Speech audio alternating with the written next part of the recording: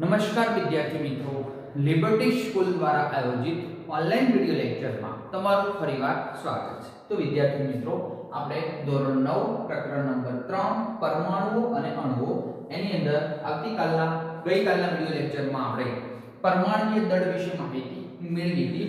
આજે આપણે થોડી અણુ વિશે ચર્ચા કરીશું। અણુ અને એ પૂરું થયેલ આણ્વીય દળ ઉપર ચર્ચા કરીશું। પહેલા આપણે પરમાણુની ચર્ચા કરી, પછી પરમાણ્વીય દળ લીધું, હવે અણુની ચર્ચા કરશું, એના પછી આણ્વીય દળ વિશે ચર્ચા કરશું। બરાબર? તો પહેલા આપણે વ્યાખ્યા આપી દઈએ। અણુ શાનાથી બને છે? તો બે કે તેથી વધુ તત્વો ના રાસાયણિક સંયોગીકરણ, એટલે આપણે ભેગા કરવાના છે। કેટલા તત્વોને? બે કે તેથી વધુ તત્વના રાસાયણિક સંયોગીકરણથી પેલો શું બનશે? પરમાણુ બનશે। બરાબર? તો બરાબર સમજો।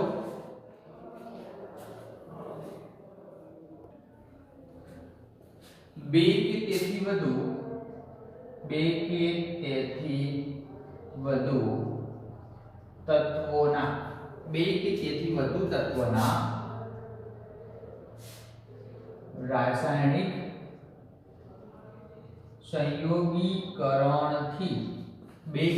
વધુ તત્વોના રાસાયણિક સંયોગીકરણથી પરમાણુઓ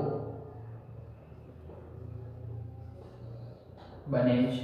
બે કે તેથી વધુ તત્વના રાસાયણિક સંયોગીકરણથી પરમાણુઓ બને છે। બરાબર? તેમાં જે પરમાણુઓ જોડાતા હશે એ એક નિશ્ચિત પ્રમાણથી જોડાય છે। બરાબર? પરમાણુઓ એ નિશ્ચિત પ્રમાણથી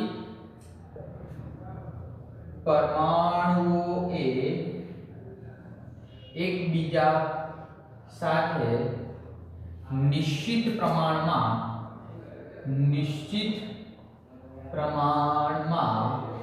સાદા ગુણોત્તરથી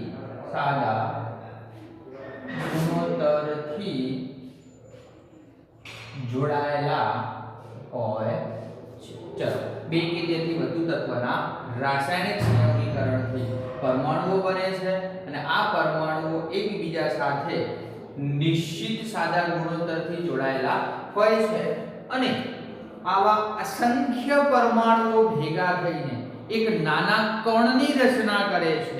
આ નાના કણને અણુ કહે છે। બરાબર? આવા પરમાણુઓ ભેગા મળીને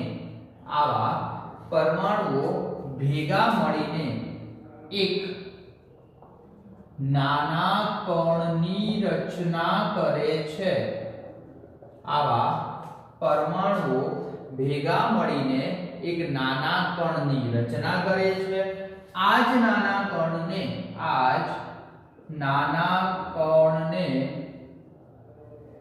અણુ કહે છે। બરાબર છે? ઓકે, તો અણુ એટલે શું? તો અણુ એટલે તત્વ અથવા સંયોજનનો નાનામાં નાનો કણ છે જે સામાન્ય પરિસ્થિતિમાં સ્વતંત્ર અસ્તિત્વ ધરાવે છે। અણુ એ તત્વ અથવા સંયોજનનો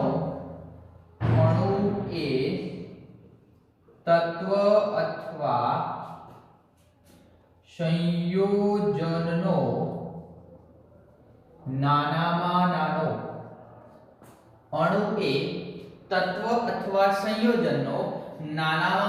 કણ છે જે સ્વતંત્ર અસ્તિત્વ ધરાવે છે।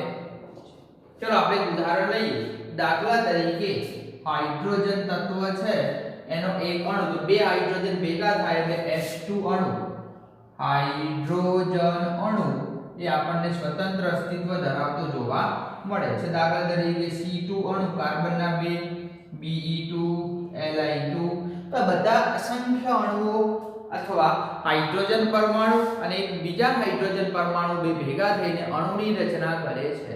તો એક તત્વના પરમાણુઓ અથવા જુદા જુદા તત્વના પરમાણુઓ પરસ્પર સંયોજાય।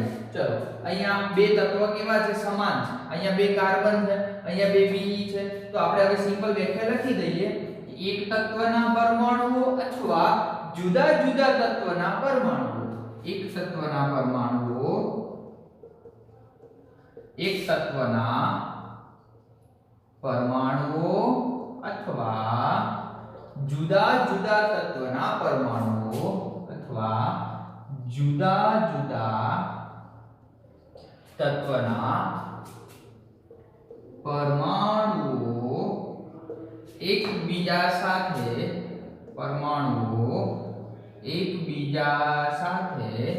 સંયોજાઈને એક તત્વના પરમાણુઓ અથવા જુદા જુદા તત્વના પરમાણુઓ એકબીજા સાથે સંયોજાઈને અણુની રચના કરે છે. એક તત્વના પરમાણુઓ અથવા જુદા જુદા તત્વના પરમાણુઓ એકબીજા સાથે સંયોજાઈને શાની રચના કરે છે? અણુની રચના કરે છે. ક્લિયર? તો હવે આપણે બીજો નાનો ક્વેશ્ચન જોઈએ. ધ્યાન આપજો. ટૂંક નોંધ લખો. ટૂંક નોંધ લખો પરમાણ્વીયતા.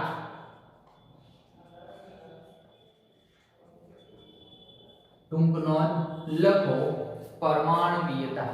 બરાબર? તો શું? તો કેટલાક તત્વો છે, બરાબર? કેટલાક અધાતુ તત્વ છે, કે કેટલાક અધાતુ તત્વ એક જ પરમાણુ દ્વારા બનેલા હોય છે.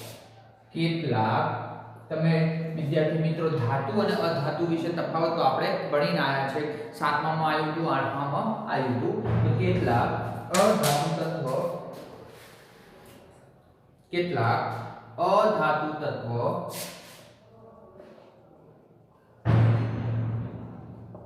એ એક જ પરમાણુ દ્વારા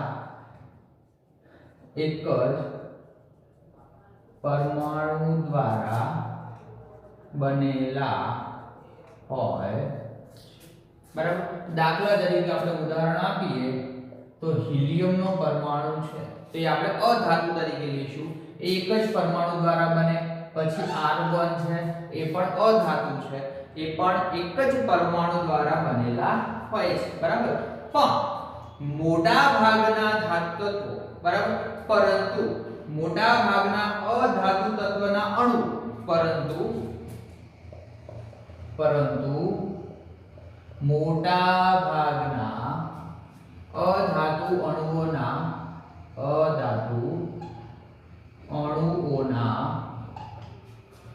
મોટા ભાગના અધાતુ અણુઓના પરમાણુઓ એ એક કરતા, અથવા મોટા ભાગના અણુઓ એ એક કરતા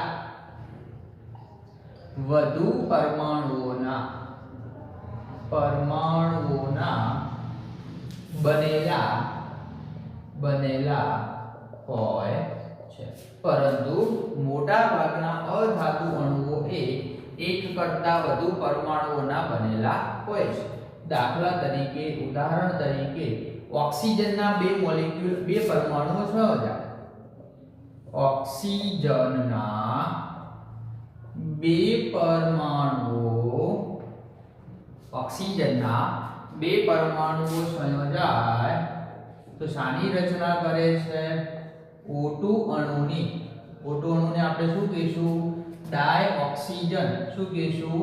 ડાયઓક્સિજન. બરાબર?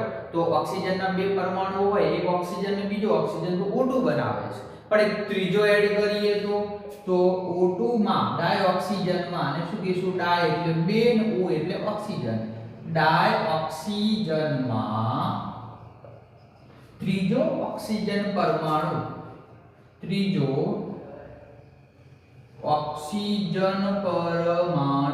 ડાયઓક્સિજનમાં ત્રીજો ઓક્સિજન પરમાણુ ઉમેરવામાં આવે તો શાની રચના કરે છે? O3 અણુની રચના કરે છે. અને આ O3 અણુને આપણે શું કહીશું? યાદ રાખવાનું, ઓઝોન. શું કહીશું? ઓઝોન. કદાચ પરીક્ષામાં પૂછાય કે ઓઝોન ક્યારે બને છે, તો ત્રણ ઓક્સિજન પરમાણુ ભેગા થાય તો જો બે ઓક્સિજન પરમાણુ ભેગા થાય તો ડાયઓક્સિજન બનાવે અને ત્રણ ઓક્સિજન પરમાણુ ભેગા થાય તો ઓઝોનની રચના કરે છે. હવે આપણે વ્યાખ્યા લખીએ પરમાણુયતા એટલે શું. બરાબર, કોઈ પણ અણુની વ્યાખ્યા કોઈ પણ અણુના બંધારણમાં કોઈ પણ અણુના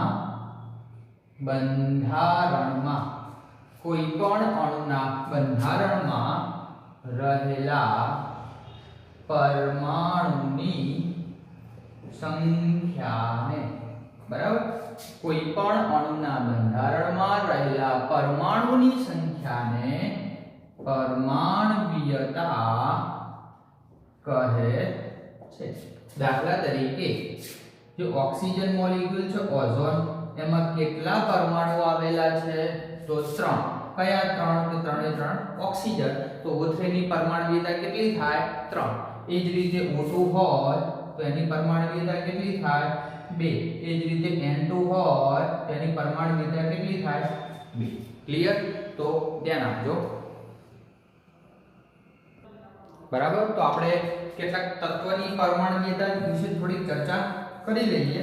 દાખલા તરીકે આ બાજુ બધા આપણે ધાતુ તત્વ લખીએ, અધાતુ તત્વ અને આ બાજુ બધા લખીએ ધાતુ તત્વ. બરાબર, ચલો આ બે ઓક્સિજન પરમાણુ થી બન્યો છે તો આપણે એને O2 એટલે કે દ્વિપરમાણવીય કહીશું. આ 3 થી બન્યો છે તો આપણે એને ત્રિપરમાણવીય કહીશું. જો કોઈ એવું હોય કે 1 થી બને તો આપણે એને એક પરમાણવીય કહીશું. તો કયા કયા અધાતુ તત્વ એક પરમાણવીય છે કે દ્વિપરમાણવીય છે કે ત્રિપરમાણવીય છે એની ચર્ચા કરીએ. બરાબર, દાખલા તરીકે આપણે ઉદાહરણ આપીએ કે આર્ગોન અને બીજું છે He એટલે કે હિલિયમ. બંને કેવા છે? એક પરમાણુ. કેવા છે? એક પરમાણુ. આર્ગોન અને હિલિયમ એક પરમાણવીય છે જ્યારે ઓક્સિજન હોય, હાઇડ્રોજન હોય, નાઇટ્રોજન હોય કે ક્લોરીન હોય એ બધા કેવા છે તો કે દ્વિપરમાણવીય. કેવા છે? દ્વિપરમાણવીય. પછી P એટલે શું તો કે ફોસ્ફરસ. ફોસ્ફરસ કેવું છે તો ફોસ્ફરસ કયા સ્વરૂપે અસ્તિત્વ ધરાવે છે ખબર છે? P4 સ્વરૂપે. તો P4 4 આવ્યું તો ચતુપરમાણવીય. કેવું છે? ચતુપરમાણવીય. પછી કાર્બન એ ઘણા બધા સંયોજન બનાવે છે તો કાર્બનને આપણે શું કહીશું? બહુપરમાણવીય. આ બધા કેવા હતા? અધાતુ તત્વો. કયા કયા? આર્ગોન એક પરમાણવીય, હિલિયમ એક પરમાણવીય, ઓક્સિજન, હાઇડ્રોજન, નાઇટ્રોજન અને ક્લોરીન. બરાબર, યાદ રાખજો સંજ્ઞાઓ. O એટલે ઓક્સિજન, H એટલે હાઇડ્રોજન, N એટલે નાઇટ્રોજન, Cl એટલે ક્લોરીન એ દ્વિપરમાણવીય હોય છે. પછી ફોસ્ફરસ એ ચતુપરમાણવીય હોય છે અને કાર્બન એ બહુપરમાણવીય હોય છે. પણ ધાતુ તત્વો દાખલા તરીકે Na એટલે સોડિયમ, પછી Fe એટલે કે આયર્ન, પછી Al એટલે કે એલ્યુમિનિયમ અને Cu એટલે કોપર. આ બધા ધાતુ તત્વો કેવા છે? એક પરમાણવીય. કેવા છે? એક પરમાણવીય. તો પરમાણવીયતા વિશે આપણે વાત પૂરી કરી છે. તો તમે આટલું ફટાફટ બે વસ્તુ લખી નાખો પછી આગળ જઈએ.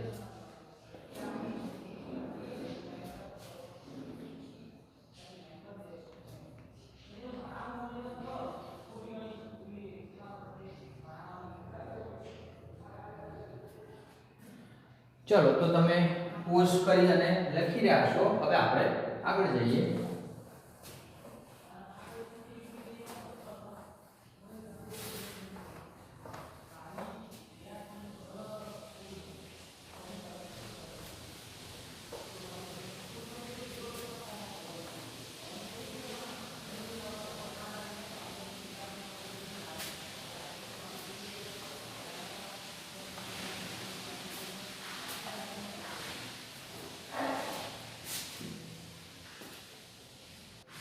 ચલો ક્લિયર.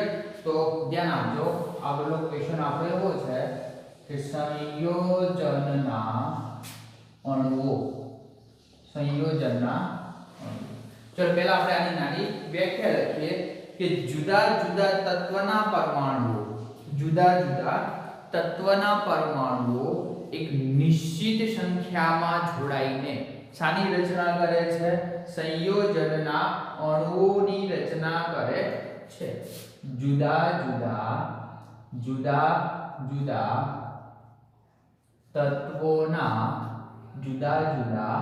તત્વોના પરમાણુઓ એકબીજા સાથે જુદા જુદા તત્વના પરમાણુઓ એકબીજા સાથે કઈ સંખ્યામાં? નિશ્ચિત સંખ્યામાં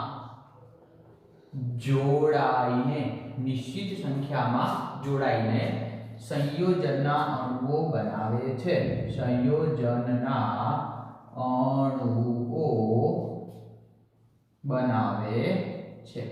જુદા જુદા તત્વના પરમાણુઓ એકબીજા સાથે નિશ્ચિત સંખ્યામાં જોડાઈને સંયોજનના અણુઓ બનાવે છે. દાખલા તરીકે H2O, બરાબર. આનું નામ શું થાય તો કે પાણી. કઈ રીતે બન્યું? તો આની અંદર આપણે જોઈએ કે હાઇડ્રોજનના કેટલા અણુ? 2, ઓક્સિજનનો 1, બરાબર. H ના 2 અણુ વત્તા ઓક્સિજનનો કેટલો? ઓક્સિજનનો 1 અણુ ભેગા થાય તો શાની રચના કરે છે? પાણીની, બરાબર. ચલો બીજું એક્ઝામ્પલ આપું એક NH3. શું નામ થાય આનું? એમોનિયા. શું નામ થાય?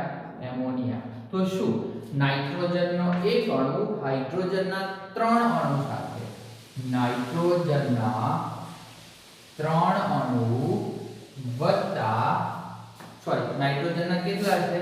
1 તથા હાઇડ્રોજનના 3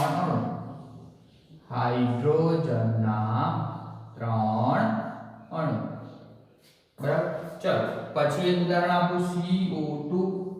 CO2 નું નામ શું થાય? Carbon dioxide. શું નામ થાય? Carbon dioxide. શું નામ થાય? Carbon dioxide. તો કાર્બનનો 1 અણુ અને ઓક્સિજનના 2. કાર્બનનો 1 અણુ વત્તા ઓક્સિજનના કેટલા અણુ? 2 અણુ એકબીજા સાથે પારસ્પરિક ક્રિયા કરીને સંયોજનના અણુઓ બનાવે છે. ક્લિયર છે? તો ધ્યાન આપજો.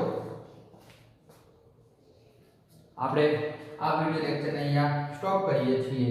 હવે આ જે અણુ બન્યા, અણુ તો ખબર પડી ગઈ, પણ એનું દળ કઈ રીતે શોધી શકાય અને એનું આણ્વિય સૂત્ર કઈ રીતે નક્કી કરી શકાય એ આપણે નેક્સ્ટ વિડિયો લેક્ચરમાં જોઈશું. Clear? Thank you very much.